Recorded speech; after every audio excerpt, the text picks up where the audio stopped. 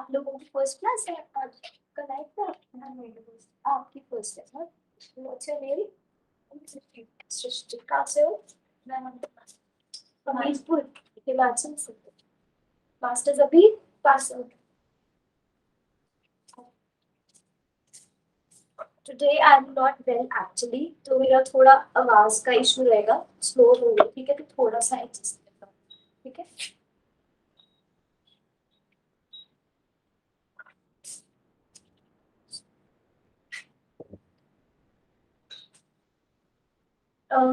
क्या किया था मैंने? होमवर्क दिया था आपको करना, मेटल हैलाइड क्लस्टर्स पे होमवर्क दिया था। सारे क्वेश्चंस कर लिए सॉल्व? फर्स्ट तो मैंने क्लास में डिस्कस करवा दिया था, है ना? उसका बॉन्ड ऑर्डर मॉलिब्डेनम का क्वेश्चन था, है ना? उसमें बॉन्ड ऑर्डर 3 आया था, ठीक है? और कॉम्प्लेक्स डायमैग्नेटिक था, ठीक है? यही था ना? और नेक्स्ट रिहीनियम का कॉम्प्लेक्स था, रिहीनियम टेट्राक्लोराइड वाला, है ना? साथ में फास्फोरस के लिगेंड्स गिवन थे। यही क्वेश्चन था। बॉन्ड ऑर्डर कितना फाइंड किया उसका? Yes, bond order is 3, okay? और डायमैग्नेटिक और पैरामैग्नेटिक डाया, और कंफर्मेशन कैसा हो जाएगा इसका? Staggered confirmation, right? Because bond order is 3, तो डेल्टा बॉन्ड फॉर्मेशन नहीं होगा, तो स्टैगर्ड में स्टेबल हो जाएगा, ठीक है? नेक्स्ट रिहीनियम का कॉम्प्लेक्स, उसमें बॉन्ड ऑर्डर 3.5, तो 3.5 करेक्ट होगा बॉन्ड ऑर्डर? पॉसिबल है? यस और नो? इट इज पॉसिबल, है ना? N2 पॉजिटिव में करते हो ना केमिकल बॉन्डिंग में, N2 पॉजिटिव N2 नेगेटिव 3.5, उसका मतलब क्या होता है कि 2 बॉन्ड्स हैं, ठीक है? उसके अलावा जो आपका थर्ड बॉन्ड है उसमें सिर्फ एक इलेक्ट्रॉन प्रेजेंट होगा, 2 की बजाय। और ऐसा आपको मैंने बताया भी होगा, कुछ स्टूडेंट्स को पता होगा केमिकल बॉन्डिंग में कि minimum electrons which are required for bond formation, that is only 1, that is not 2। H2 positive सुना ना सबने? H2 पॉजिटिव में क्या होता है? 2 हाइड्रोजन एटम्स के बीच में सिर्फ एक ही इलेक्ट्रॉन होता है ना? और उसका बॉन्ड ऑर्डर कितना आता है? हाफ। हाफ होता है ना H2 पॉजिटिव में, that is only 1 electron is present, ठीक है? नेक्स्ट क्वेश्चन रिहीनियम का टेक्स्ट दिया था, दीदी थे। मॉलिब्डेनम का था, मॉलिब्डेनम 2Cl, अच्छा वो नेट का क्वेश्चन था जो, है ना? क्या है आंसर उसका? रिहीनियम का कौन सा हो जाएगा? रिहीनियम का एक्लिप्स, है ना? और मॉलिब्डेनम का स्टैगर्ड, ठीक है? चलो इसका फाइंड करो एक बार।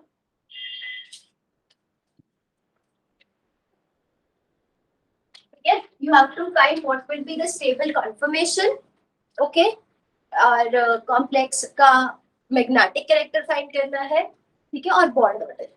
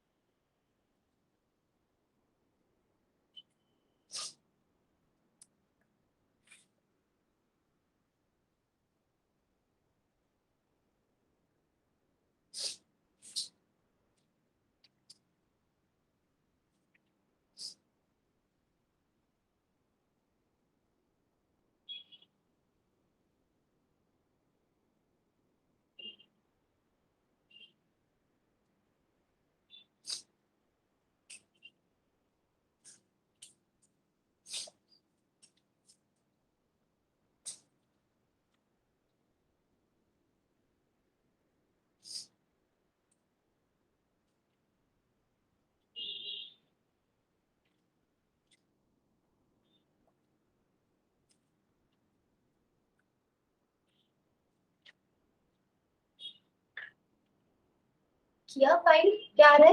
3 बॉन्ड ऑर्डर कॉम्प्लेक्स केस होगा मैग्नेटिक बिहेवियर में, डायमैग्नेटिक। और एक्लिप्स या स्टैगर्ड? स्टैगर्ड। फॉर्मेशन, ठीक है। अब लिखो maximum bonds, write down one table, maximum bonds which are possible, maximum bonds which are possible in between two atoms, in between two atom is 5, is 5, ठीक है। 5 bonds कैसे बन सकते हैं? पहला बॉन्ड जो बनता है that is sigma, next pi, again pi, उसके बाद डेल्टा और फिर से एक और डेल्टा बॉन्ड, ठीक है।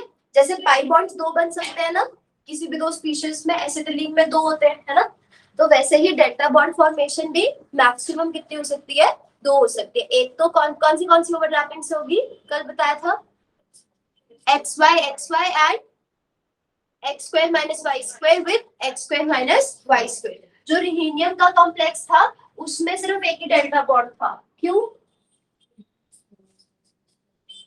हाँ, क्योंकि उसमें dx square minus y square orbitals जो कि डेल्टा बॉन्ड बना सकते हैं वो ऑलरेडी यूज हो गए थे। रिहीनियम ने क्लोरीन के साथ बॉन्ड बनाया था, dsp2 हाइब्रिडाइजेशन आई थी तो उसमें वो dx square minus y square involve हो गया था ना, तो सिर्फ dxy ही बचा था, तो dxy ही ओवरलैपिंग में पार्टिसिपेट कर रहा था, तो इस वजह से उसमें सिर्फ एक ही डेल्टा बॉन्ड फॉर्मेशन पॉसिबल है, ठीक है। 5 बॉन्ड्स कौन से कॉम्प्लेक्स में मिले हैं?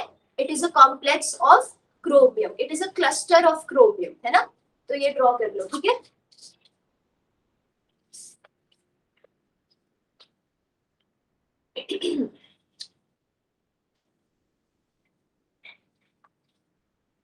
तो कभी भी अगर क्रोमियम का मॉलिक्यूलर ऑर्बिटल डायग्राम आता है, कोई भी कॉम्प्लेक्स, कोई भी क्लस्टर रिबन हो जिसमें आपके पास दो क्रोमियम प्रेजेंट है, उसकी इलेक्ट्रॉन्स की फिलिंग करनी है, ठीक है। तो आप इसके अकॉर्डिंग नहीं करोगे, रिहीनियम का जो कल हमने ड्रॉ किया ना मॉलिक्यूलर ऑर्बिटल डायग्राम, उसके अकॉर्डिंग फिल करोगे तो गलत हो जाएगा। देखो इसमें हमारे पास क्रोमियम की ऑक्सीडेशन स्टेट कितनी आएगी, यहाँ पे चार्ज कितना होगा इस रिंग पे?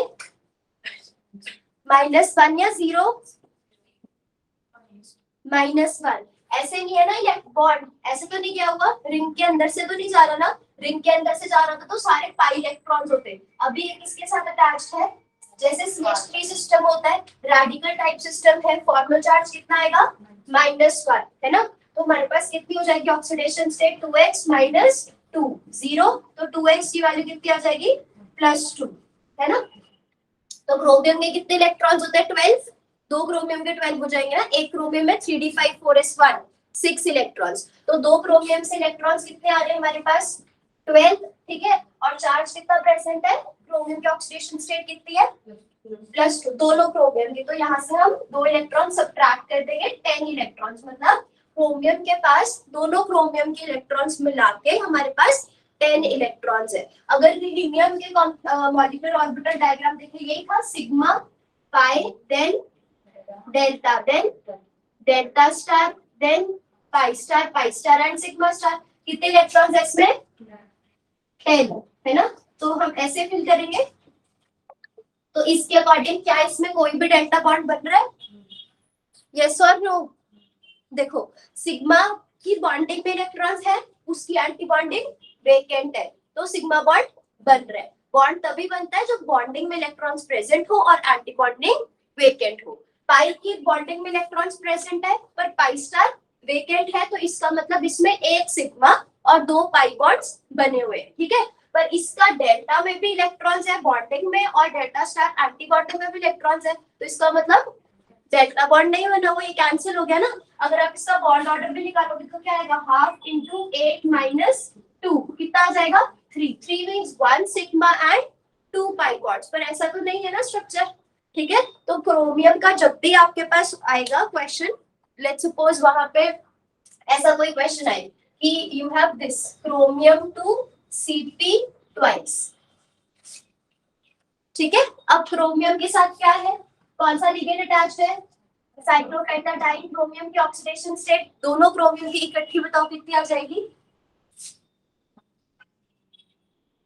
क्रोमियम की, दोनों क्रोमियम की ऑक्सीडेशन स्टेट्स,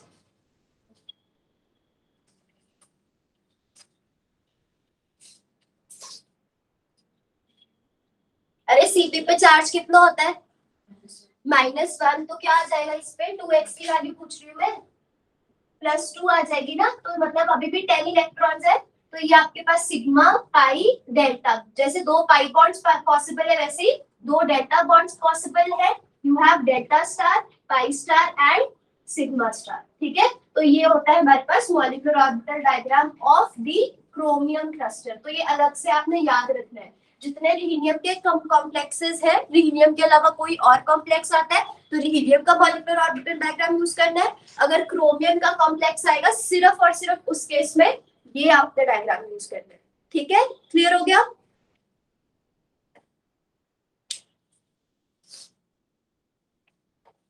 फॉर्मल चार्ज भूल गए हो सभी?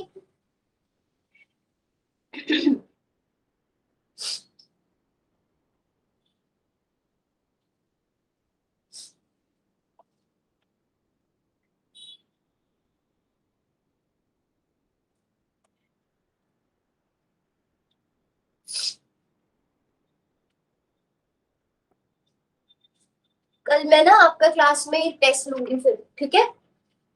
ऐसे ओएमसी बहुत बड़ा यूनिट है, ऐसे अगर याद ही नहीं रहेंगे आपको फॉर्मल चार्ज कौन सा है, ठीक है, ऑक्सीडेशन स्टेट कैसे फाइंड करनी है, तो आगे कैसे करेंगे, ठीक है। और टेस्ट ऐसा नहीं होगा कि मैं आपको दूंगी सॉल्व करने के लिए, मैं आपसे अभी ओरली पूछूंगी क्लास में कल, तो करके आने सबने, ठीक है।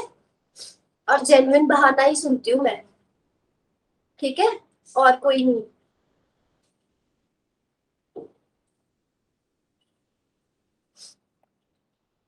रिवाइज ही करके आना है सिर्फ, ठीक है। और उसको तो जितना हो सके ओएमसी सारा आज करके रखो रिवाइज, ठीक है। कर दिया ये सॉल्व, ठीक है। बॉन्ड ऑर्डर कितना आ जाएगा इस केस में? 5 आ जाएगा ना बॉन्ड ऑर्डर अब? यस और नो? चलो नेक्स्ट टॉपिक लिखो, आइसोलोबल एनालॉजी। नहीं ये गलती से नहीं था, मैंने 10 इलेक्ट्रॉन है ना, 10 है ना क्रोमियम के, 2x वैल्यू +2, तो क्रोमियम के 10 इलेक्ट्रॉन्स हो गए, ठीक है।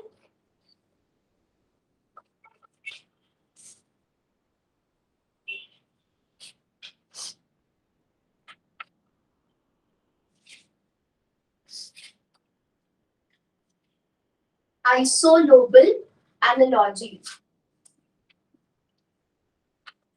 देखो आपने ऑर्गेनिक केमिस्ट्री सबने पढ़ा हुआ है, उसमें जितने भी ट्रांसफॉर्मेशन होती है all of them are isolobal. उसका मतलब क्या है? आपने न्यूक्लियोफिलिक सब्स्टिट्यूशन रिएक्शंस तो देखी होंगी, ठीक है। जैसे हमारे पास ये हो गया methyl iodide, iodine is a very good leaving group, ठीक है। तो हम क्या करते हैं, जैसे मान लो हमारे पास Br नेगेटिव कैसे बिहेव करता है as a incoming nucleophile. Nucleophile क्या होता है? न्यूक्लियस लविंग, खुद के पास इसके पास क्या होती है? इलेक्ट्रॉन रिच सेंटर होता है ना। और ये न्यूक्लियस लविंग होता है, खुद नेगेटिवली चार्ज होगा तभी तो न्यूक्लियस लविंग होगा, न्यूक्लियस पे पॉजिटिव चार्ज होता है ना। अब इसमें क्या है, आयोडीन पे पार्शियल नेगेटिव चार्ज, कार्बन पे पार्शियल पॉजिटिव चार्ज, तो ये आपका कौन सा सेंटर बन गया? Electrophilic centre. Electrophilic means something which is electron loving, मतलब नेगेटिव चार्ज लविंग, खुद कैसा होना चाहिए? Positive charge. अगर मैं बोलती हूँ कोई चीज इलेक्ट्रोफिलिक है ना, तो उसका मतलब इट इज इलेक्ट्रॉन लविंग, ठीक है। तो ये हमारे पास क्या होगा, इलेक्ट्रॉन्स यहाँ पे है, न्यूक्लियोफिलिक मतलब कि दिस इज न्यूक्लियस लविंग, ठीक है। तो ये इसके ऊपर अटैक करेगा और आयोडीन यहाँ से एलिमिनेट हो जाएगा। तो ये ट्रांसफॉर्मेशन है of methyl iodide two methyl bromide. तो हम क्या बोल रहे हैं, it is isolobal in nature. Isolobal का मतलब क्या है कि ऐसा नहीं है कि आयोडीन की जगह पे कोई भी न्यूक्लियोफाइल आके अटैक कर सकता है, ठीक है। कैसा न्यूक्लियोफाइल आके अटैक करेगा? Something which is similar to iodine. अगर आयोडीन एक बॉन्ड बना सकता है तो उसकी जगह पर भी हमें एक ऐसा न्यूक्लियोफाइल ही आके अटैच करना है जो एक ही बॉन्ड बना सके। अगर आयोडीन के पास वैलेंस इलेक्ट्रॉन्स कितने होते हैं? 7 वैलेंस इलेक्ट्रॉन्स। इसको अपनी ऑक्टेट कंप्लीट करने के लिए एक ही इलेक्ट्रॉन चाहिए, तो बिल्कुल वैसे ही ब्रोमीन है। इसका मतलब ये नहीं है कि आपको एक ही फैमिली के जितने भी मतलब एलिमेंट्स हैं उन्हीं को ही उठाना है। क्या हम ये बोल सकते हैं कि हाइड्रोक्साइड इज आइसोलोबल? ये साइन किसका होता है? जब आप डबल हेडेड एरो के ऊपर इस तरह से एक सर्कल ड्रॉ करते हो, that is a sign of isolobal analogy, ठीक है। क्या हम बोल सकते हैं कि hydroxide is isolobal with iodide? और यस और नो? देखो, या फिर OH का कर लो। अब देखो, आयोडीन के पास वैलेंस इलेक्ट्रॉन्स कितने होते हैं? 7। OH के पास कितने हो जाएंगे? OH नेगेटिव के पास OH नेगेटिव आएगा यहाँ पे, हाँ OH नेगेटिव। अब देखो, चलो ये छोड़ो, आप ये बताओ आयोडीन कितने बॉन्ड्स बनाता है? सिर्फ एक बॉन्ड बनाता है ना? Usually iodine forms one bond. We say ना all halogens are monovalent in nature. तो अगर आपके पास ऐसे सिस्टम होता है वाटर का, है ना, यही होता है वाटर, तो वाटर में से आप यहाँ से H को रिमूव कर दो, जो पीछे बचा हाइड्रोक्साइड, ये कितने बॉन्ड बनाता है? वन ही बॉन्ड बनाता है ना। हाइड्रोक्साइड क्या करता है? H पॉजिटिव पे जाके अटैक करता है, तो this also forms one bond, this also forms one bond. Why? Because इसके पास कितने वैलेंस इलेक्ट्रॉन्स है? 7। It needs one more electron to complete its octet. वैसे ही हाइड्रोक्साइड के पास भी वैलेंस इलेक्ट्रॉन्स कितने होते हैं? 7 इलेक्ट्रॉन्स। वैलेंस इलेक्ट्रॉन कैसे काउंट करोगे? OH का स्ट्रक्चर होता है इस तरह से, दिस इज OH, ठीक है, और इसके ऊपर लोन पेयर कितने होते हैं? 3। वैलेंस इलेक्ट्रॉन्स कितने हो जाएंगे? वैलेंस कैसे काउंट करते थे? बताया भी था, सबको बताया था मैंने क्लास में। कैसे काउंट करते हैं?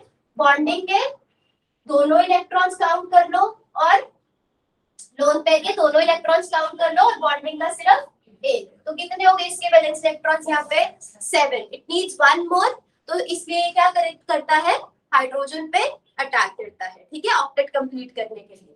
क्लियर हो गया?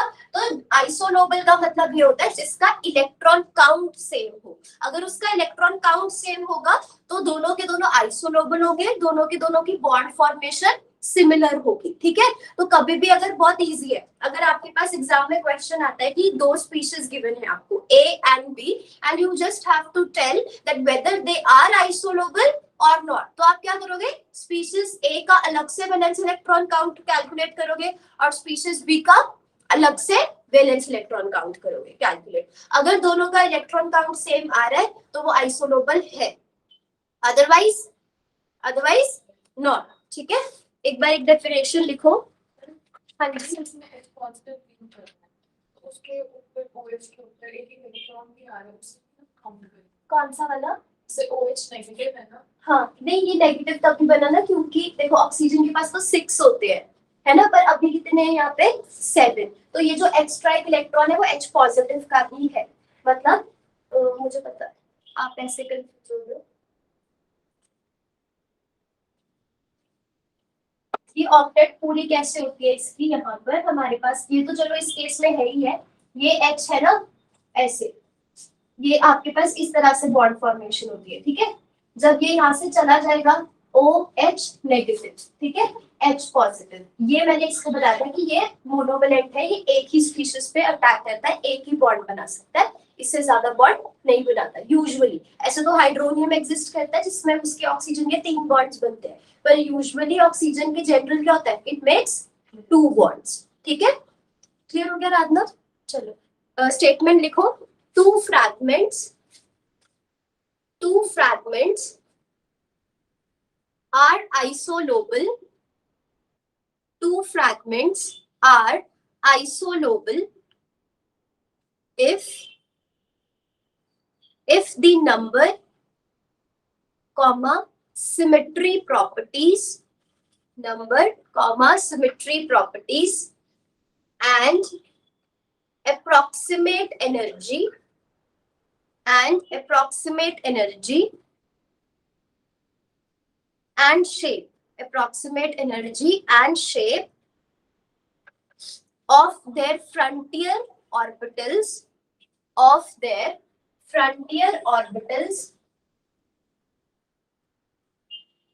as well as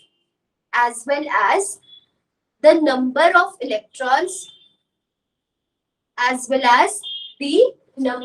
electrons occupying them are similar. ठीक है, ये देखो इसका मतलब क्या था? हमारे पास आयोडीन के पास क्या बताया? 7 वैलेंस इलेक्ट्रॉन्स होते हैं, ये वाले, ठीक है। ऐसे ही अगर हमारे पास हाइड्रोक्साइड है तो उसमें भी इसी तरह से है, ठीक है। बस यहाँ पे लोन पेयर है, यहाँ पे बॉन्ड पेयर है, ठीक है। इस पार्ट का तो कोई फर्क नहीं है। हम किसकी बात कर रहे हैं? स्टेटमेंट देखो कि जो हमारे पास फ्रंटियर ऑर्बिटल्स है उनका नंबर, ये दो फ्रंटियर ऑर्बिटल्स होगी। फ्रंटियर ऑर्बिटल्स वो है जो बॉन्ड फॉर्मेशन में पार्टिसिपेट करेंगे, ठीक है। जैसे आयोडीन का भी हाइड्रोजन के साथ बॉन्ड बनेगा, इसका भी हाइड्रोजन के साथ बॉन्ड बनेगा, ठीक है। तो these are the frontier orbitals which will participate in overlapping. इसके पास फ्रंटियर ऑर्बिटल कितनी है? 1। इसके पास भी फ्रंटियर ऑर्बिटल कितनी है? 1, ठीक है। तो number of frontier orbitals should be same. दूसरा, उनकी सिमेट्री सेम होनी चाहिए। सिमेट्री आप ग्रुप थ्योरी में पढ़ोगे, उसको भी हम छोड़ देते हैं, ठीक है। सिमेट्री क्या होती है ऑर्बिटल्स की, वो आप बाद में डिस्कस करना ग्रुप थ्योरी में, ठीक है। अभी इसकी एनर्जी सेम होनी चाहिए। हर ऑर्बिटल्स की एनर्जी डिफरेंट डिफरेंट होती है ना। 1s की एनर्जी सबसे कम, उसके बाद 2s, then 2p, then 3s, 3p, this way. तो ये जो ऑर्बिटल्स है इनकी एनर्जी सिमिलर होनी चाहिए, ठीक है। अगर इनकी ऑर्बिटल्स की एनर्जी सिमिलर है तभी ये क्या होंगे? आइसोलोबल होंगे, otherwise they won't be isolobal. और क्या होना चाहिए? इनकी number same, symmetry same, energy same, shape भी सेम होनी चाहिए। और ये सब होने के बाद जो इसके अंदर इलेक्ट्रॉन्स प्रेजेंट है, ये लिखा ना, and the electrons occupying them that should be similar. Clear हुआ? एक बार स्टेटमेंट पढ़ो दोबारा से। क्लियर है सारी? क्या लिखा? The fragments, this is fragment ना, आयोडीन एक फ्रैगमेंट है, HI का फ्रैगमेंट है। आयोडीन अलग कर दो HI में से, तो उसको आप एक फ्रैगमेंट बोल रहे हो, ठीक है। The two fragments are isolobal कब? If their number, symmetry properties, energy and shape किसकी? ऑफ द ऑर्बिटल्स, ठीक है, as well as the electrons occupying them are similar, ठीक है। अगर सिमिलर है तो आपके जो दो फ्रैगमेंट्स है दे विल बी आइसोलोबल, ठीक है।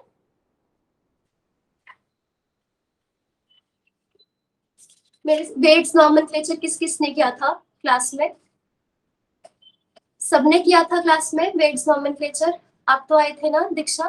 वेट्स नॉमेनक्लेचर सबने किया हुआ है ना? चलो, अब जैसे हमारे पास क्वेश्चन एग्जाम में कैसे आता है कि आपको बताना है कि क्या मैंगनीज पेंटा कार्बोनिल आइसोलोबल है CH3 के साथ। तो यूजुअली वो क्या करते हैं, एक ट्रांजिशन मेटल का फ्रैगमेंट दे देंगे आपको, ठीक है, और एक आपको मेन ग्रुप का फ्रैगमेंट दे देंगे। तो सिंपल आपने क्या करना है, दोनों के इलेक्ट्रॉन काउंट्स को कैलकुलेट करना है कि आइसोलोबल है या नहीं। मैंगनीज के वैलेंस इलेक्ट्रॉन्स, इसमें अगर आपको इसका इलेक्ट्रॉन काउंट कैलकुलेट करना है तो सिंपली इसके वैलेंस इलेक्ट्रॉन्स कैलकुलेट कर लो, ठीक है, और इसमें इसके वैलेंस इलेक्ट्रॉन्स कैलकुलेट कर लो। अब वैलेंस इलेक्ट्रॉन्स किसी भी, ये क्या है, मेटल, साथ में उसका लिगेंड, तो कैसे कैलकुलेट करते हैं? मेटल के valence electrons plus electron contribution from the ligand, right. Manganese के वैलेंस इलेक्ट्रॉन्स कितने होते हैं? 7। एक कार्बोनिल कितने देता है? 2 इलेक्ट्रॉन्स, तो 5 कार्बोनिल कितने दे देगा? 10। टोटल कितना हो गया? 17 इलेक्ट्रॉन, ठीक है। अब हमने क्या पढ़ा था जब 18 इलेक्ट्रॉन रूल मैंने आपको क्लास में करवाया था, तो आई सेड जैसे कि मेन ग्रुप में 8 इलेक्ट्रॉन रूल होता है, लुईस ऑक्टेट रूल, उसमें वैसे ही ट्रांजिशन मेटल्स में क्या लगता है? 18 इलेक्ट्रॉन रूल बताया था ना ये, ठीक है। तो हमारे पास क्या है, 8 electron is isolobal with 18 electrons, ठीक है। ये क्या है? मेन ग्रुप का, और ये किसका केस हो जाएगा हमारे पास? ट्रांजिशन। मतलब ऐसा नहीं है, अगर तो देखो दो मेन ग्रुप के आ जाएंगे, ये भी मेन ग्रुप का, ये भी मेन ग्रुप, फिर तो इलेक्ट्रॉन काउंट बिल्कुल सेम होना चाहिए। 8 के साथ आइसोलोबल बनेगा, 7 के साथ, 6 के साथ, इस तरह से। पर अगर एक मेन ग्रुप का है और दूसरा ट्रांजिशन मेटल का है, तो उस केस में हमें पता है मेन ग्रुप में 8 इलेक्ट्रॉन रूल लगता है, पर ट्रांजिशन मेटल्स में 18 इलेक्ट्रॉन रूल लगता है, ठीक है। तो फिर उसके लिए क्या होगा आपके पास? 18 इलेक्ट्रॉन आइसोलोबल हो जाएगा 8 के साथ, 17 electron isolobal with 17, 16 with 6 and 15 with 5, 14 with 4, this way. क्योंकि रीजन क्या है, 8 इलेक्ट्रॉन रूल नहीं लगता ट्रांजिशन मेटल में, उनको उनकी ऑक्टेट कंप्लीट होती है जब उनके पास 18 इलेक्ट्रॉन्स हो, ठीक है। क्लियर हो गया? अब यहाँ पे हमारे पास कितना है इलेक्ट्रॉन काउंट? 17, ठीक है। इसमें कार्बन के वैलेंस इलेक्ट्रॉन्स कितने होते हैं? 4 इलेक्ट्रॉन्स। एक हाइड्रोजन से कितने आएंगे? 1। है ना, 1 हाइड्रोजन विल गिव 1 इलेक्ट्रॉन, तो 3 हाइड्रोजन से कितने आ जाएंगे 3 इलेक्ट्रॉन्स, टोटल कितना हो गया 7 इलेक्ट्रॉन, तो 17 इज आइसोलोबल विद 7 इलेक्ट्रॉन। सबको क्लियर है? ठीक है, बस ऐसे ये वाला एक क्वेश्चन आया हुआ था एग्जाम में, तो आपने आइसोलोबल, इसको ना नोट करने से पहले एक स्टेटमेंट लिखो, द ट्रांजिशन एलिमेंट्स या the transition metal fragments, the transition metal fragments with 18 electron are isolobal with are isolobal with 8 electrons of main group fragment,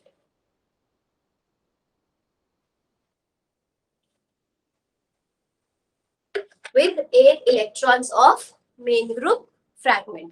ठीक है, अब यहाँ पे शॉर्ट में लिख लो, जैसे मैंने ये लिखा होगा ना, सर्कल बना लो इसके ऊपर, 18 is isolobal with 8, 17 7, 16 16, 15 5। ठीक है, ये वाला।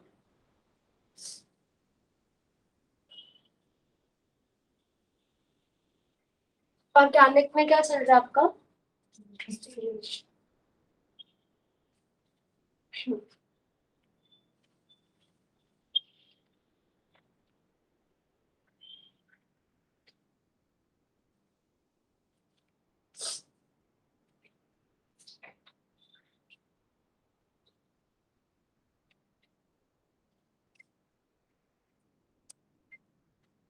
चलो अब आप खुद से ये क्वेश्चन करोगे, आयरन टेट्रा कार्बोनिल, क्या ये आइसोलोबल है CH2 यूनिट के साथ?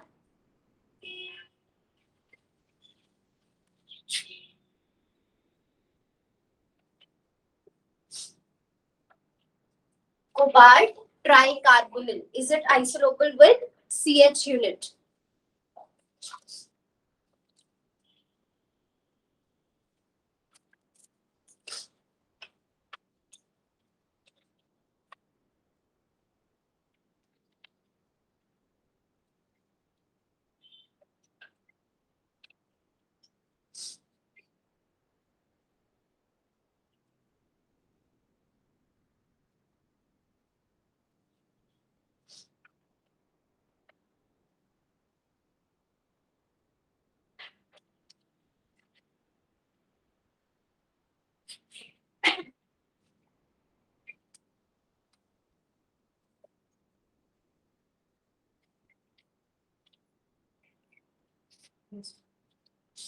Yes.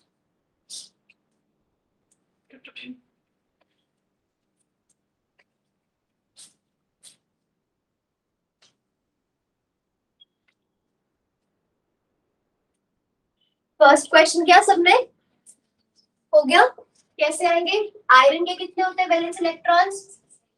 8 है ना, 3d6 4s2, 4 कार्बोनिल से कितने आ जाएंगे 8, वैलेंस इलेक्ट्रॉन काउंट 16, कार्बन से कितने आएंगे 4, और 2 हाइड्रोजन से 2, टोटल 6, तो 16 इज आइसोलोबल विद 6। सबका सॉल्व हो गया ना, इजी है। ठीक है, नेक्स्ट कोबाल्ट के केस में कितने वैलेंस इलेक्ट्रॉन्स आ जाएंगे 9, 3d7 4s2 है ना, 3 कार्बोनिल से 6, तो ये हो गया 15 वैलेंस इलेक्ट्रॉन्स, और इसके बाद एक कार्बन से 4, हाइड्रोजन से 1, टोटल 5, तो you know 5 is isolobal with 50। ठीक है, अब नेक्स्ट क्वेश्चन करो, इज Ml5, जिसमें मेटल कौन सा है जिसके D में 7 इलेक्ट्रॉन्स है, ठीक है, is this isolobal with CH3?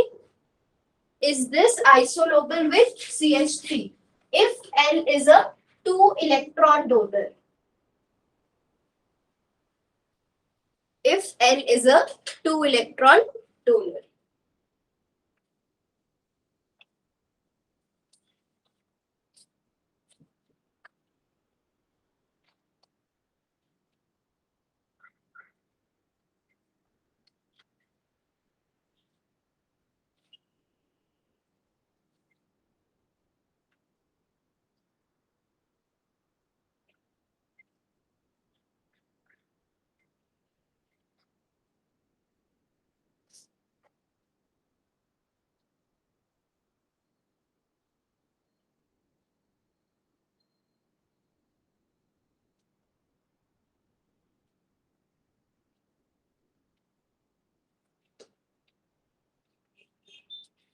Question क्या आएगा आंसर फर्स्ट का?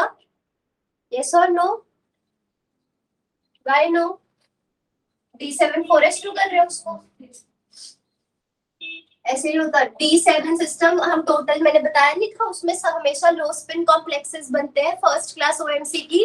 उसमें बताया था ना कि क्या डिफरेंस है कोऑर्डिनेशन कंपाउंड्स में और ऑर्गेनोमेटालिक कंपाउंड्स में। Organometallic compounds are always low spin complexes. तो लो स्पिन होने की वजह से क्या होता है, जितने भी 4s के इलेक्ट्रॉन्स है वो शिफ्ट हो जाएंगे D में, है ना। तो basically this was 3d5 4s2, है ना। लो स्पिन बनेगा कॉम्प्लेक्स तो उसमें कितने चले जाएंगे, 4s के इलेक्ट्रॉन्स शिफ्ट हो जाएंगे D में। तो सिस्टम कौन सा बन जाएगा, D7 सिस्टम, ठीक है। तो वो टोटल ही D7 है। क्लियर है ये पॉइंट सबको? हाई स्पिन लो स्पिन का मतलब तो सबको पता है। लो स्पिन बनने से क्या होता है, हमारे पास इनर ऑर्बिटल कॉम्प्लेक्सेस बनते हैं, जो s के इलेक्ट्रॉन्स है वो D में शिफ्ट हो जाते हैं। तो हमारे पास कॉन्सेप्ट क्या है, ऑर्गेनोमेटालिक कंपाउंड्स हमेशा ही लो स्पिन होते हैं, ठीक है। ये ऑर्गेनोमेटालिक कंपाउंड बनेगा या नहीं? लिगेंड कौन सा है इसमें, 2 इलेक्ट्रॉन डोनर। हम ऑर्गेनोमेटालिक्स कर रहे हैं तो ये इसमें जो भी लिगेंड हम ले रहे हैं उसमें कार्बन तो होगा ही होगा, ठीक है। और मेटल का कार्बन के साथ बॉन्ड बनेगा तो ऑर्गेनोमेटालिक लो स्पिन कॉम्प्लेक्सेस बनता है। तो s के इलेक्ट्रॉन शिफ्ट हो गए हैं D में, तो वो टोटल दिया हुआ आपको D7। क्लियर हुआ? तो ऐसा क्वेश्चन जब कभी आता है D7 तो यू हैव टू कंसिडर कि वो टोटल वैलेंस इलेक्ट्रॉन्स है, उसमें s का ऐड नहीं करना, ठीक है।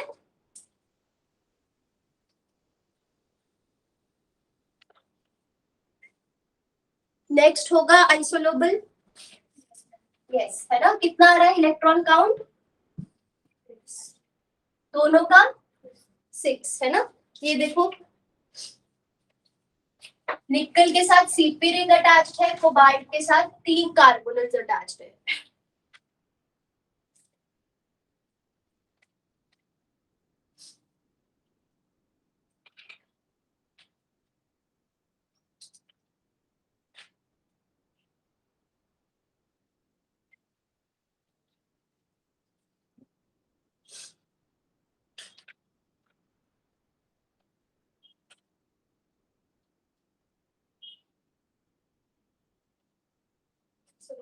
आइसोलोबल है।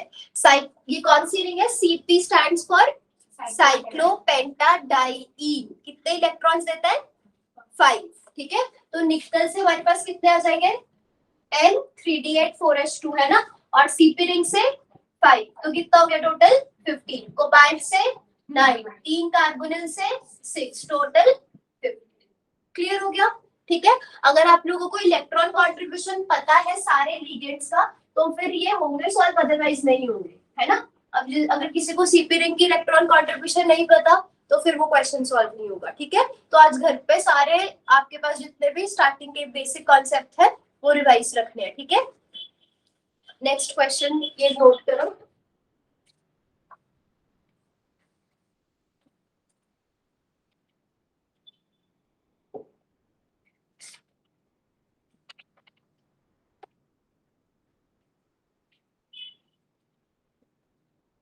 डायग्राम ड्रॉ करो पहले।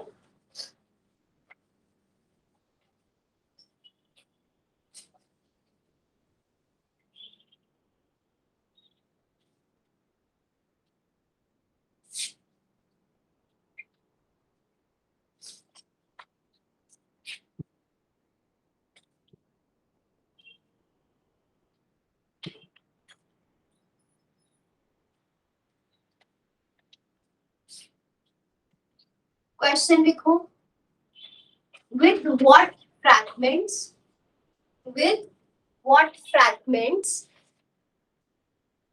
can the vertex with what fragments can the vertex be replaced? Can the vertex be replaced? Vertex का मतलब पता है, कॉर्नर की बात कर रहे हैं बेसिकली यहाँ पे हम, ठीक है।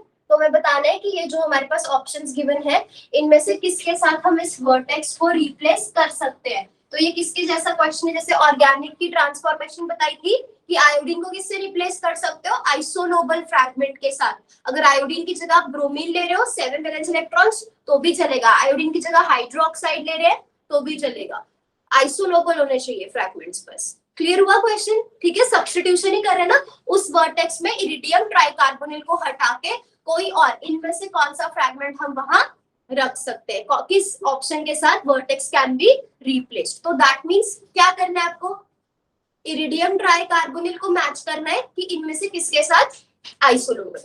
ठीक है,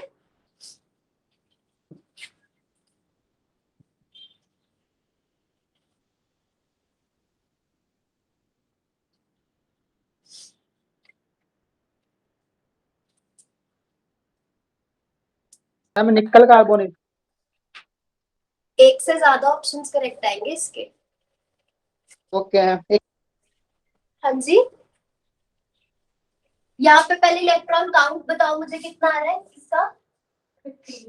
इरिडियम से कितने इलेक्ट्रॉन्स आएंगे, 9, 3 कार्बोनिल से 6, तो आपके पास 15 इलेक्ट्रॉन काउंट का आइसोलोबल क्या होता है। अगर आप मेन ग्रुप का ले रहे हो तो 5 इलेक्ट्रॉन काउंट, ट्रांजिशन मेटल्स का ले रहे हो तो वो 15 ही होना चाहिए, है ना।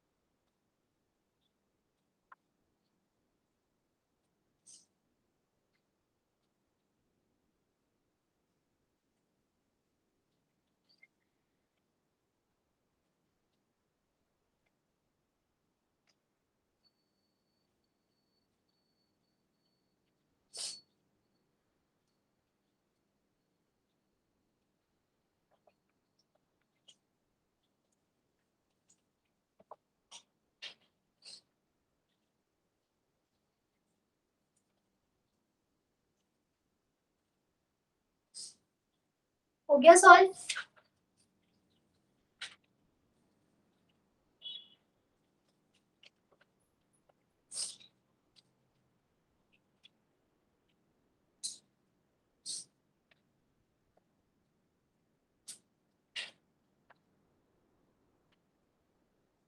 क्या आएगा दीपिका आंसर।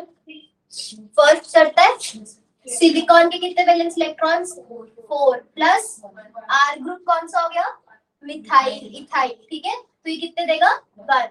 ठीक है, टोटल कितना हो जाएगा हमारे पास 5। ठीक है, और कार्बन से 4, आर ग्रुप हमेशा 1 देगा, फिर से 5 अगेन 4 प्लस हाइड्रोजन 1 5। सिलिकॉन से 4, 2 आर ग्रुप्स है तो 2 हो जाएंगे, है ना, एक आर ग्रुप 1 देता है, तो टोटल कितना हो गया 6। तो ये नहीं हो सकता, ये तीनों कर सकते हैं, है ना। नेक्स्ट कोबाल्ट से 9, इससे 6, टोटल 50, तो ये भी कर सकते हैं। निकल से 10, 2 कार्बोनिल से 4, तो टोटल 40, ये नहीं कर सकते। क्लियर हो गया।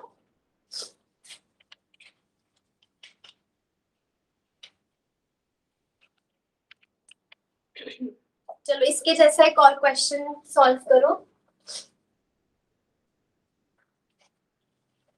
हमारे पास ये गिवन है कि जो मेटल है that can be either phosphorus, arsenic और एंटीमनी। ठीक है, फॉस्फोरस, आर्सेनिक और antimony, and you have to tell जो हमारे पास ये वर्टेक्स पे मेटल है ये हम किसके साथ रिप्लेस कर सकते हैं। ठीक है, निकल ट्राइकार्बोनिल,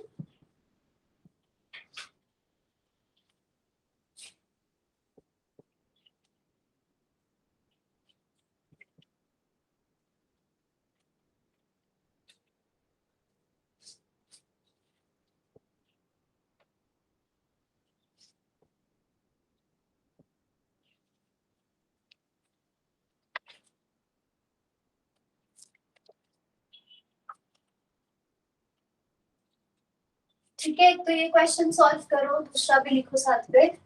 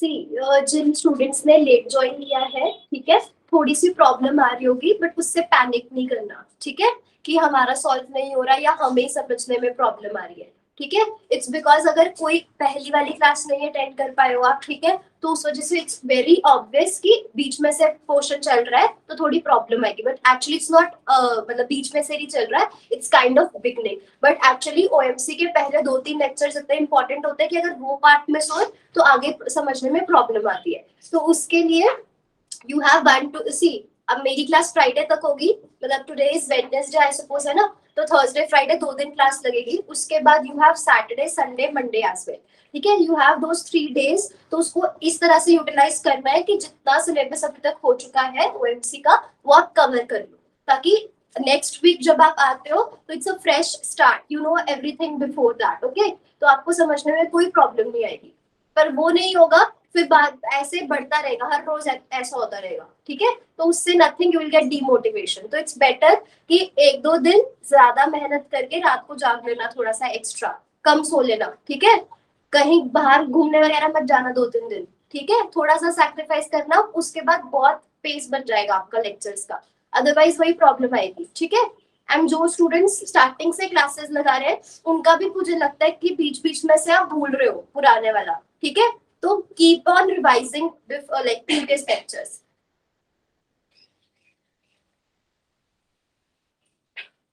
हो गया फर्स्ट क्वेश्चन। मेटल कितने इलेक्ट्रॉन्स देगा? वैलेंस इलेक्ट्रॉन्स फास्फोरस फैमिली के कितने होते हैं? 5, तो 5 शुड बी आइसोटोप विद 15, है ना। हमारे पास निकल से कितने आएंगे? 10, यहाँ से 6, तो ये तो 16 हो गया। It will not follow isolobal analogy. CP से 5, निकल से 10, 15, निकल से 10, यहाँ से 4, हाँ, तो ये हमारे पास 14, तो ये कर रहा है, ये दोनों नहीं कर रहे, ठीक है। इरिडियम से 9 प्लस 6 अगेन 15, इरिडियम से 9 plus 4 30, this won't follow. Next question भी कर लिया सबने। आयरन से 8 इलेक्ट्रॉन्स, यहाँ से भी 8, टोटल 16। सीपी रिंग से 5, आयरन से 8, कार्बोनिल से 2, चार्ज -1 है तो +1 हमें ऐड करना है, कितना हो जाएगा? 16, तो ये दोनों कर रहे हैं। सीपी रिंग से 5, रोहोडियम से 9, कार्बोनिल से 2, again 16, so these 3 complexes are isolobal. तो जरूरी नहीं है, जैसे कभी कभी तो कॉम्प्लेक्स ही लिख दिया और यहाँ पे फ्रैगमेंट लिख दिया, ये फ्रैगमेंट नहीं है, अब तो ये पूरा कॉम्प्लेक्स है। फ्रैगमेंट होता है एक पीस, एक पोर्शन, टूटा हुआ पोर्शन किसी पूरे कॉम्प्लेक्स का, तो ये हमारे पास क्या था? कॉम्प्लेक्स। तो हो सकता है वो फ्रैगमेंट्स का पूछे और ये भी हो सकता है वो कंप्लीट कॉम्प्लेक्स का पूछे, ठीक है। ये देखो सीपी के साथ rhodium, is this isolobal with iridium, acetyl, acetonate, carbonyl complex. ऊपर दिख नहीं रहा, नीचे लिखना है। एक सेकंड,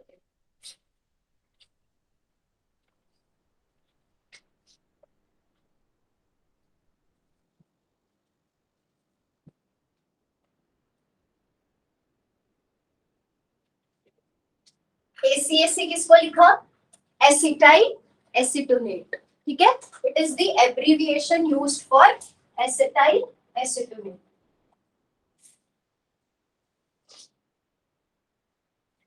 लिगेंड डिस्कस किया था क्लास में ACAC, नहीं हुआ? देखो स्ट्रक्चर पता है सबको, एसिटाइल एसीटोनेट का क्या होता है? CH3C डबल बॉन्ड O, ये स्ट्रक्चर होता है, ठीक है। इसको हम एसिटाइल एसीटोनेट क्यों बोलते हैं? एसिटाइल क्या होता है? Acetylic group, CH3C double bond O, तो ये वाला पोर्शन एसिटाइल, इसमें क्या है हमारे पास?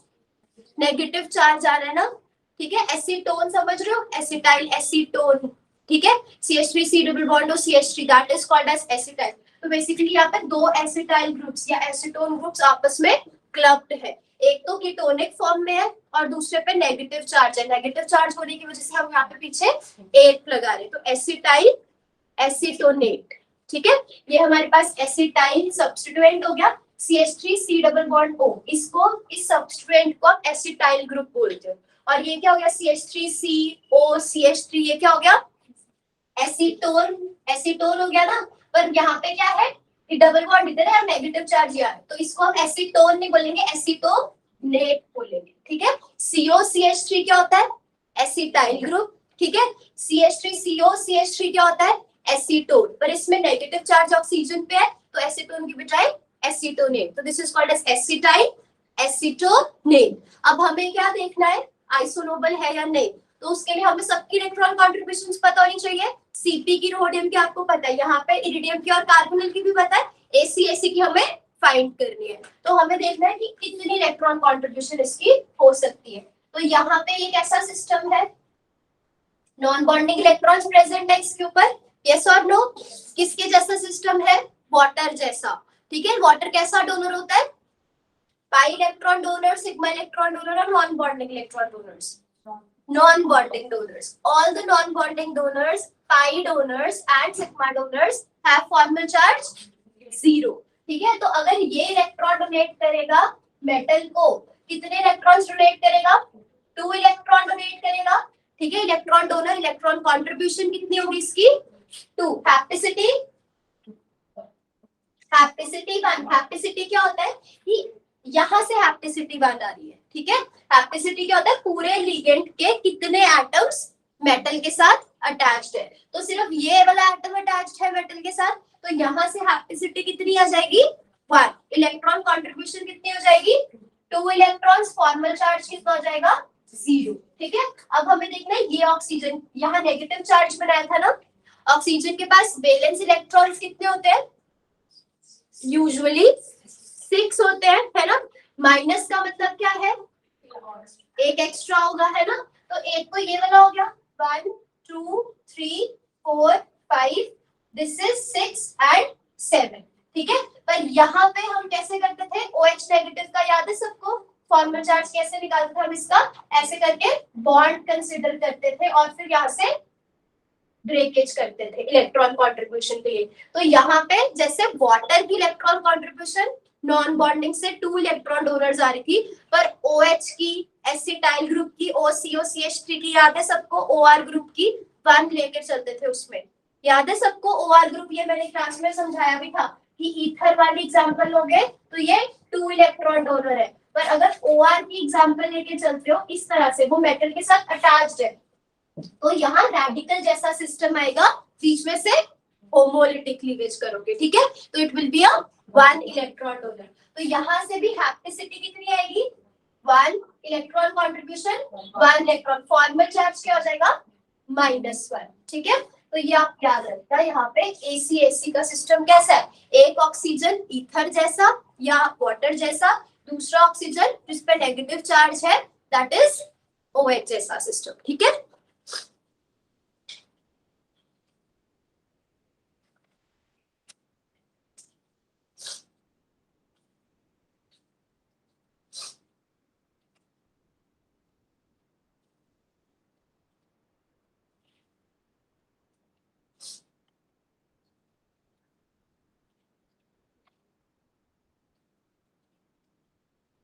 या आप ऐसे याद करो, जो ऑक्सीजन न्यूट्रल है वो 2 इलेक्ट्रॉन देता है, जिसपे -1 चार्ज होता है वो 1 इलेक्ट्रॉन कंट्रीब्यूटर होता है, ठीक है।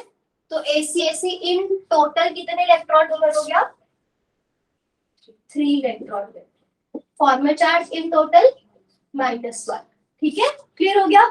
अब चेक करोगे आइसोनोबल एनालॉजी,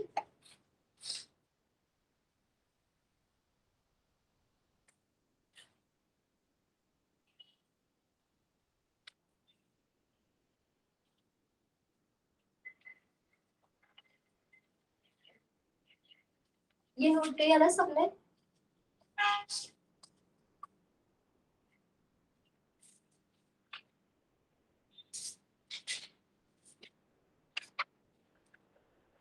हो गया या नहीं, यस 14 एंड 14 ही आ रहे हैं ना।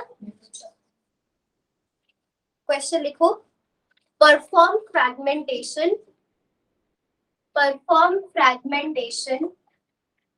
in such a way, perform the fragmentation in such a way so so that all the fragments become isolobal. All the fragments become isolobal.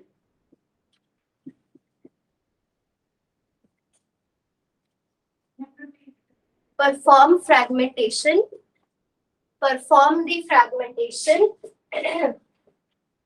in such a way so that all the fragments become isolobal. All the fragments become isolobal. ठीक है? तो question पहले समझते हैं क्या है. उन्होंने complex दे दिए, 3 कॉम्प्लेक्स गिवन है.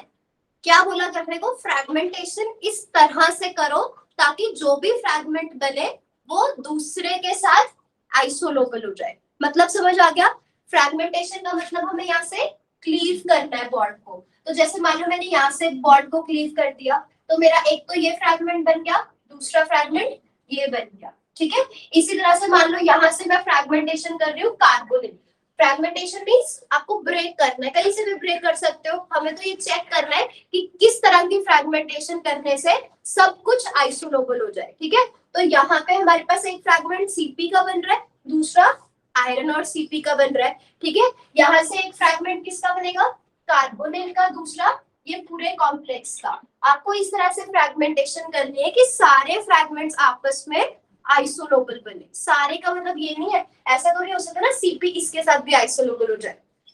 क्लियर हुआ?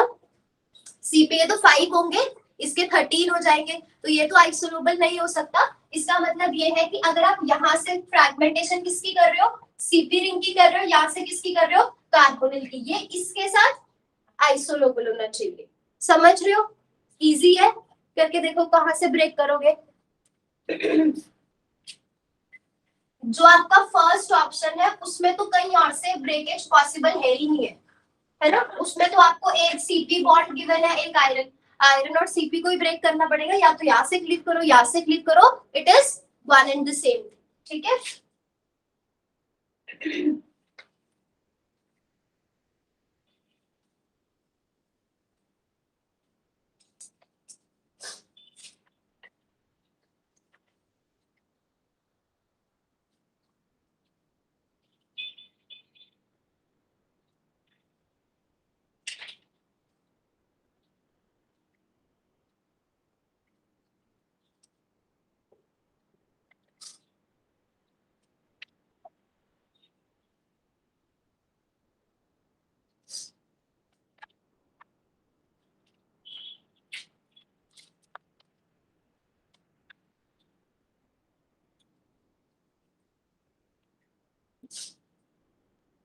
डन.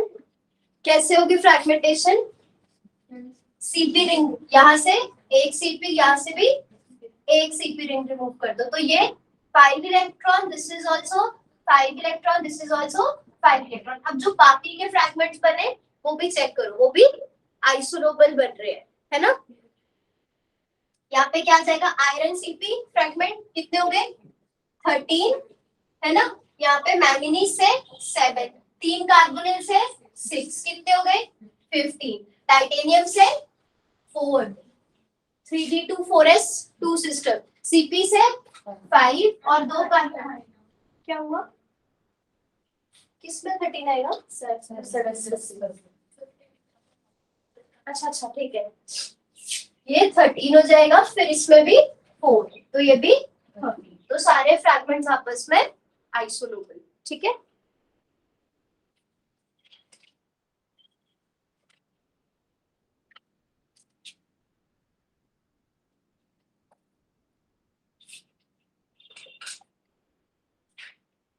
चलो अब देखो, एक तो इस तरह के क्वेश्चन आते हैं एग्जाम्स में. ठीक है? दूसरे इंपॉर्टेंट क्वेश्चंस जो आते हैं जहां पे हमने वेट्स नॉमेनक्लेचर डिस्कस किया था. 3 चीजों का वेट्स नॉमेनक्लेचर किया था. किस किस का? मेटल कार्बोनिल क्लस्टर्स का किया था, और बोरॉन एनालॉग्स का, और जिंकल आयंस का, है ना. तो हम क्या करेंगे, अब एक साइड पे हमें क्या था वेट्स नॉमेनक्लेचर में? क्लोजो, नीडो, एराक्नो, ये नेम देते थे, है ना हम. तो हमारे पास क्या है? जैसे हमारे पास मेटल कार्बोनिल थे उसमें भी क्लोजोनिडो नाम था, ऐसे ही हमारे पास बोरॉन एनालॉग्स में भी क्लोजोनिडो और सिंटल आयंस में भी। तो आपको क्या गिवन होगा, एक साइड पे जैसे मान लो मेटल कार्बोनिल क्लस्टर गिवन होगा, ठीक है, और वो पूछेंगे क्या ये बोरॉन एनालॉग के आइसोलोबल है या नहीं, ठीक है। तो आप कैसे चेक करोगे, अगर मेटल कार्बोनिल में क्लोजो नोमेनक्लेचर आ रहा है तो ये भी क्लोजो के साथ ही क्या होगा, आइसोलोबल। अगर यहाँ पे आपके पास नीडो है तो this will be isolobal with the Nido of boron analogues, ठीक है, क्लियर हुआ। तो आप एक क्वेश्चन करो, इसमें हमारे पास transition metal carbonyl complex given है, ठीक है, and you have to check whether this is isolobal with boron analogue. Rates nomenclature किस किस को नहीं आता, पहले मुझे बताओ, और किसको नहीं आता? अच्छा, आपने भी नहीं। चलो जितने ये लोग क्वेश्चन करते हैं, ठीक है, जिसको नहीं आता रेट्स नोमेनक्लेचर वो आप सीखो, ठीक है। जैसे दोनों का अलग अलग तरीका होगा फाइंड करने का। जैसे मान लो आपको ये कॉम्प्लेक्स गिवन है 2-, तो हमें ना क्या करना होता है, नाम देना होता है। जैसे हम करते हैं ना कोऑर्डिनेशन कंपाउंड्स में, हम नाम देते हैं, ये ऑक्टाहेड्रल है, ये ट्राइपल बाइपिरामिडल है, ये स्क्वायर प्लेनर है, ज्योमेट्री देके। वैसे ही ऑर्गेनोमेटालिक्स में भी हमने क्या करना है, कॉम्प्लेक्स को नाम देना है, ठीक है। वहां पे भी आप करते हो ना क्लोरो ट्रिस ट्राइफल, इस तरह से पहले लिगेंड का नाम फिर मेटल का नाम, वैसे इस तरह से है। पर यहाँ पे नाम सिंपल होता है स्ट्रक्चर का, या तो क्लोजो, नीडो, अराक्नो, हाइपो या प्लेडो, ये नाम होगा। तो हमें वो कैसे फाइंड करना है, स्टेप नंबर 1, मेटल कार्बोनेट्स का अलग तरीका है, बोरॉन एनालॉग्स का अलग तरीका है। मेटल कार्बोनेट्स के लिए सबसे पहले आप टोटल वैलेंस इलेक्ट्रॉन्स कैलकुलेट कर लोगे। नंबर 1 क्या हो जाएगा, टोटल वैलेंस इलेक्ट्रॉन्स कैलकुलेट। फटाफट से करते हैं, 5 ऑस्मियम के कितने हो जाएंगे, ऑस्मियम कौन सी फैमिली में है, आयरन, रुथेनियम, ऑस्मियम, ठीक है। आयरन के कितने होते हैं 8, 3d6, 4s2, तो कितने ऑस्मियम है 5, तो कितने हो जाएंगे 40। कार्बोनिल के कितने होते हैं 2 इलेक्ट्रॉन डोनर्स है, तो हमारे पास 15 कार्बोनिल कितने हो जाएंगे 30, ठीक है। -2 चार्ज है तो आप इसमें ऐड कर दोगे 2, कितना हो गया टोटल 72।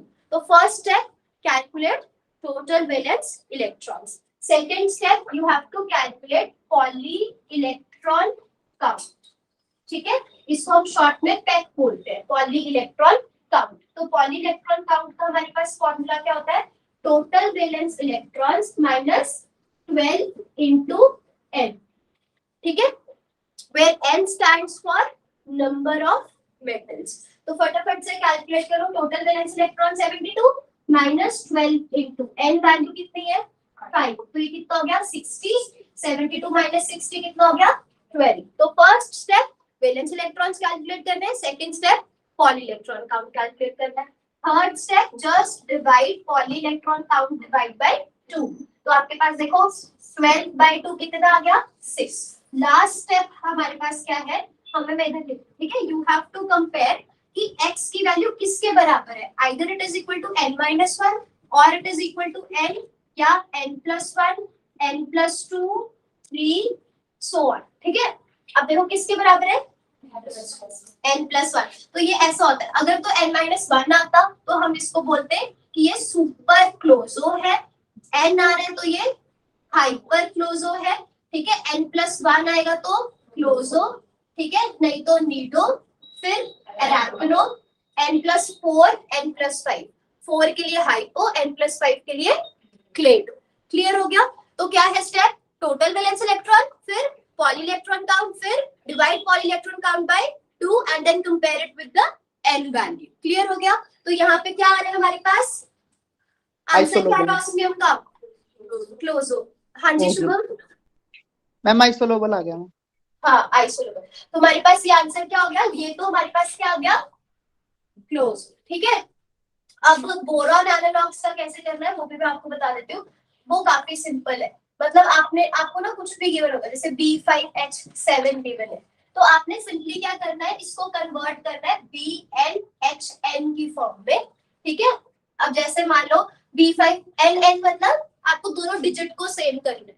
सेम आप कैसे कर सकते हो, हाइड्रोजन को रिमूव करके। मान लो मैंने B5H7 से 2H पॉजिटिव को रिमूव कर दिया, तो पीछे क्या बचेगा, B5, 2H पॉजिटिव चले गए तो 5 हो गया ये, पर चार्ज कितना आएगा यहाँ पे, क्योंकि 2 प्लस का चार्ज चला गया तो पीछे क्या छोड़ के जाएगा, माइनस का, तो यहाँ पे चार्ज कितना आ गया, 2 माइनस, ठीक है। तो you have to convert this any boron analogues into BnHn form, पहला स्टेप, ठीक है। अब जब आप उसको BnHn फॉर्म में कन्वर्ट करते हो, लिखना तो निकालिए, चलो अगर आप उसे BnHn की करते हो ना, तो ये क्या आ सकता है, या तो BnHn 2 माइनस होगा, या BnHn होगा, ठीक है, या BnHn नहीं 2 plus 2 minus 4 minus 6 minus 8 minus and 10 minus, तो वही है, ये सुपर क्लोज हो जाएगा, फिर हाइपर क्लोज हो, फिर क्लोजो, नीडो, अराक्नो, दिस वे, ठीक है। तो देखो BnHn 2 माइनस क्या बन रहा है आपके पास,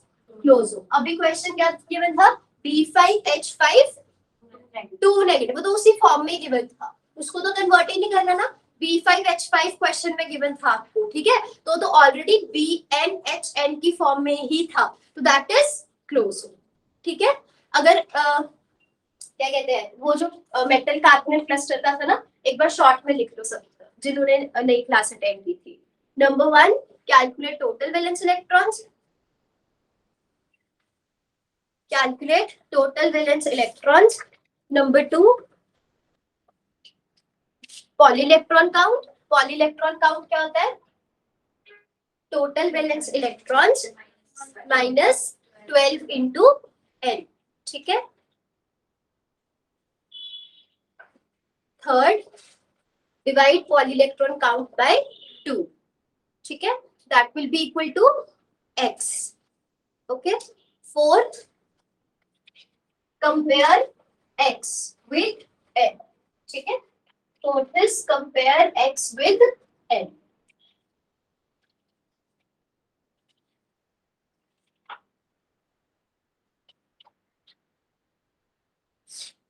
चलो ये क्वेश्चन करो एक बार,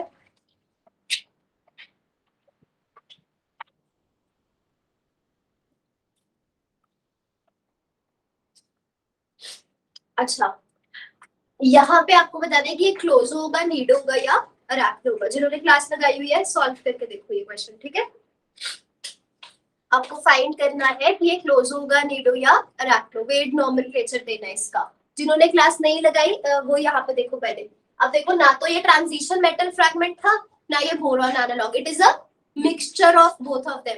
तो यहाँ हम कौन सा कॉन्सेप्ट यूज करेंगे, the concept of isolobal analogy. हम क्या करेंगे, मेटल कार्बोनिल क्लस्टर को बोरॉन एनालॉग में कन्वर्ट कर देंगे।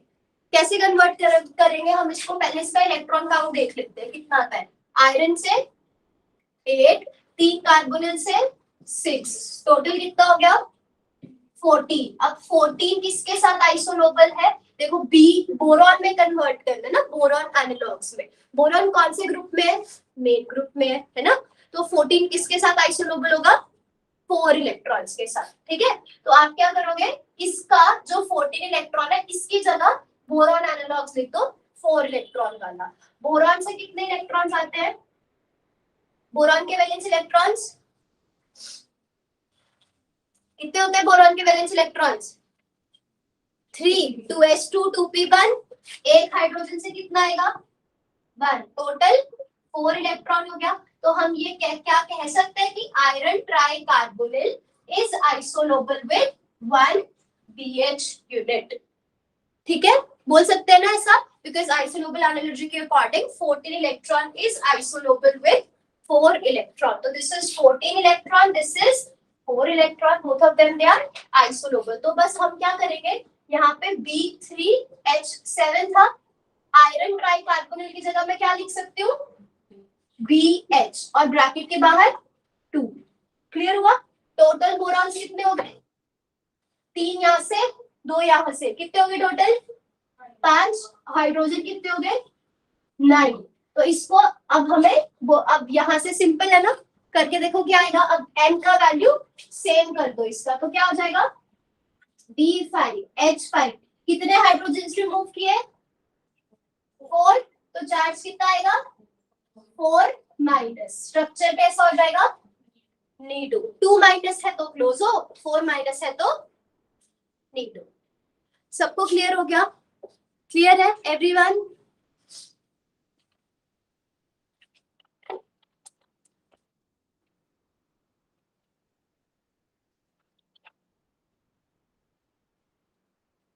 चलो मैं आपको क्वेश्चन देते ही सॉल्व करके देखो, ठीक है? ऐसे ऐसे मैं और क्वेश्चन दे रही हूँ ताकि अच्छे से ये हो जाए आपका। सी राइट डाउन C2B4H6। आपको इसका स्ट्रक्चर फाइंड करना है, ठीक है?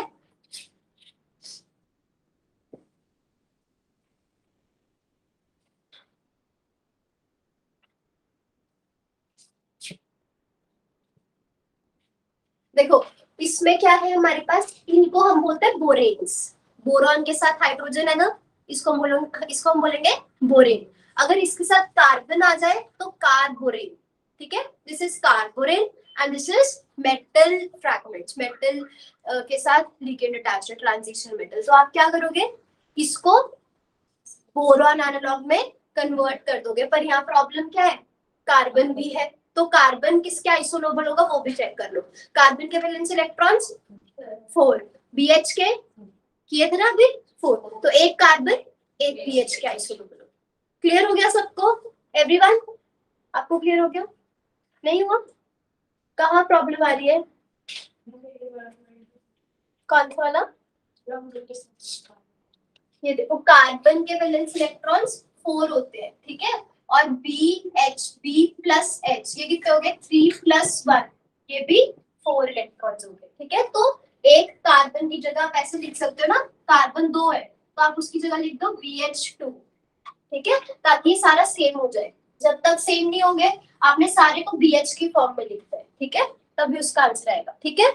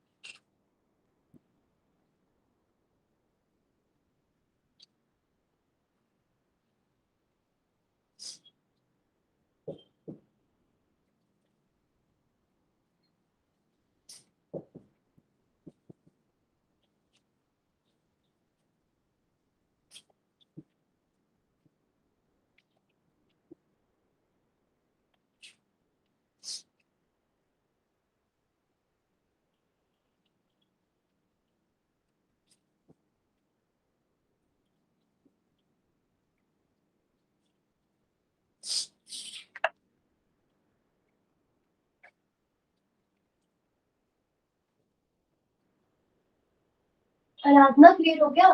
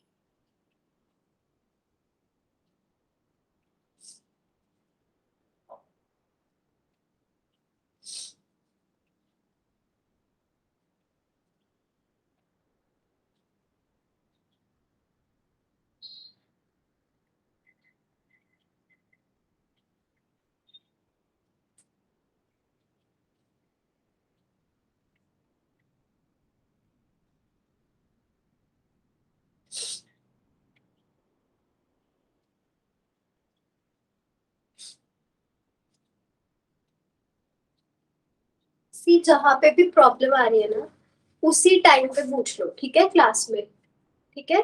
इट डज नॉट मैटर कि आपके साथ वाले को वो चीज पहले से आती है या नहीं आती, आपको नहीं आती तो उसी टाइम पे पूछ लो, ठीक है।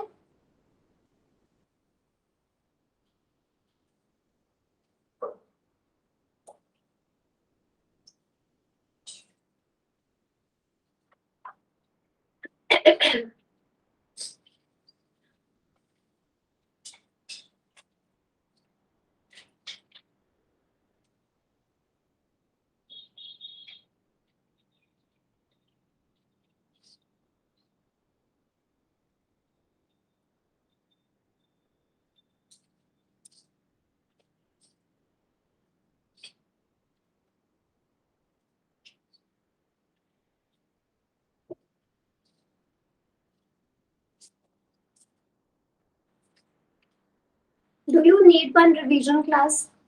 जितना और से अभी हो रखा है, किस किस को है जरूरत? आराधना और और बाकी सबको आता है?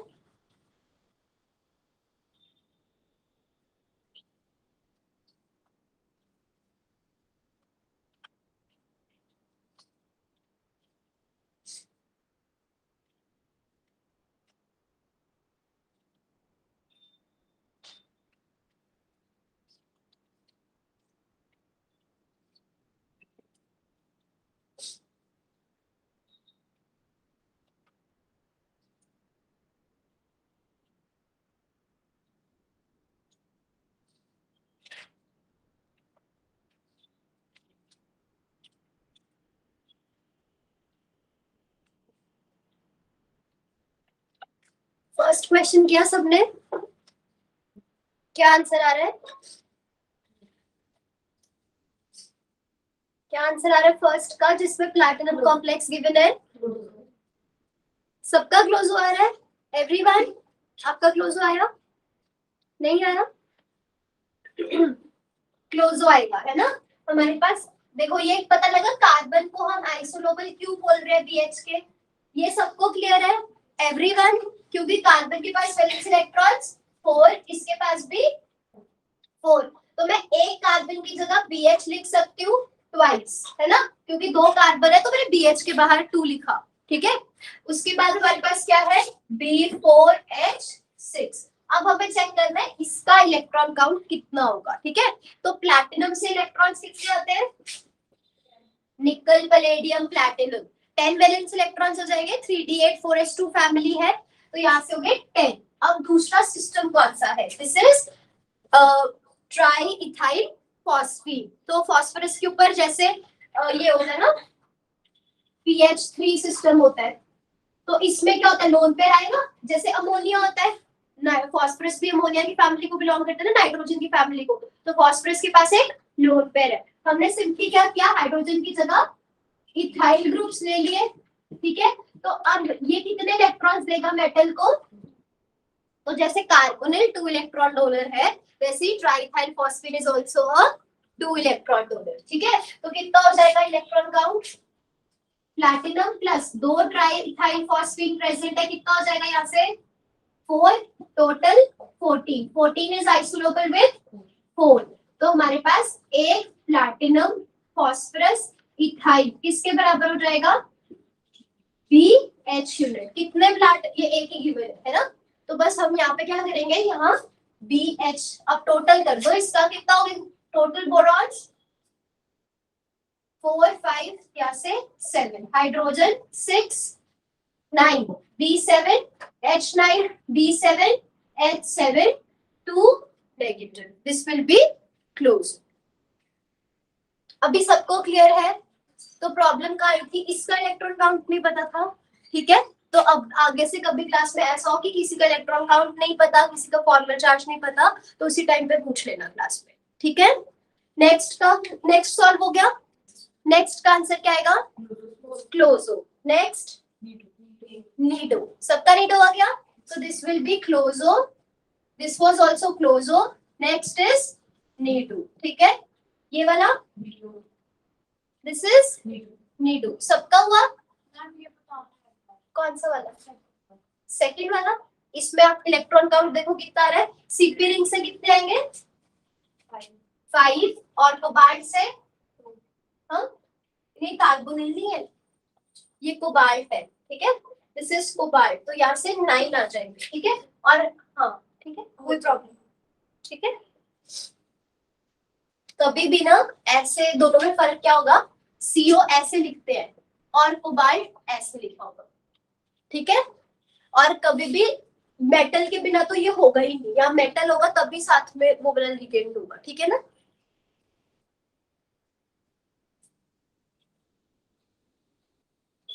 मैम एक बार फोर्थ वाला बता दो।